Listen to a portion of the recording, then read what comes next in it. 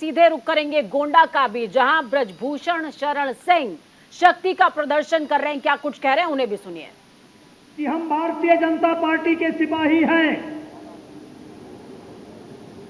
हमने 91 मदद की, 96 मदद की, 98 मदद की, 99 मदद की, 4 मदद की, 9 मदद की और आज तक मदद करते चले आए।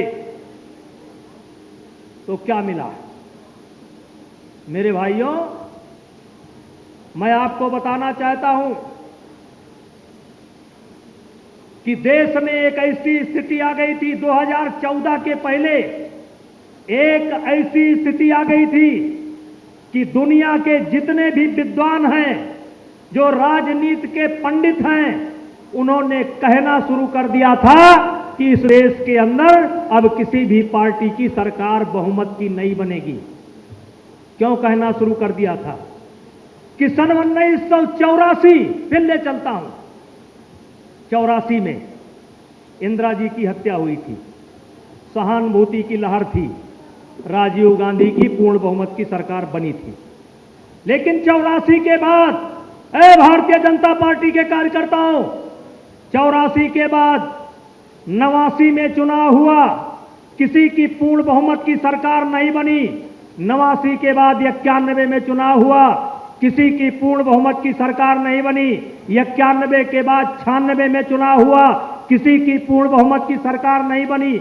96 के बाद 98 में चुनाव हुआ, किसी की पूर्ण बहुमत की सरकार नहीं बनी। 98 के बाद 99 चुनाव हुआ, किसी की पूर्ण बहुमत की सरकार नहीं बनी। 99 के बाद 2004 में चुनाव हुआ, किसी पार्टी की पूर्ण बहुमत की सरकार नहीं हुई। और 2004 के बाद 2009 में चुनाव हुआ और किसी पार्टी की पूर्ण बहुमत की सरकार नहीं बनी।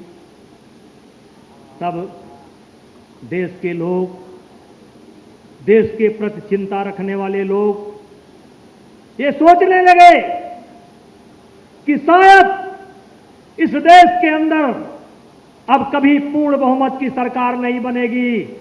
लेकिन मेरे मित्रों, 2014 में मोदी जी का आगमन होता है। मोदी जी के आगमन के बाद दलित, पिछड़ा, अगड़ा सब एक साथ इकट्ठा होते हैं और दुनिया के भविष्यवाणी करने वालों लोगों की भविष्यवाणी समाप्त होती है और 2014 में पूर्ण बहुमत की सरकार बनती है। देश निराशा में डूब रहा था, देश निराशा में डूब रहा था, निराश हो गया है। निराश होना बहुत खतरनाक होता है।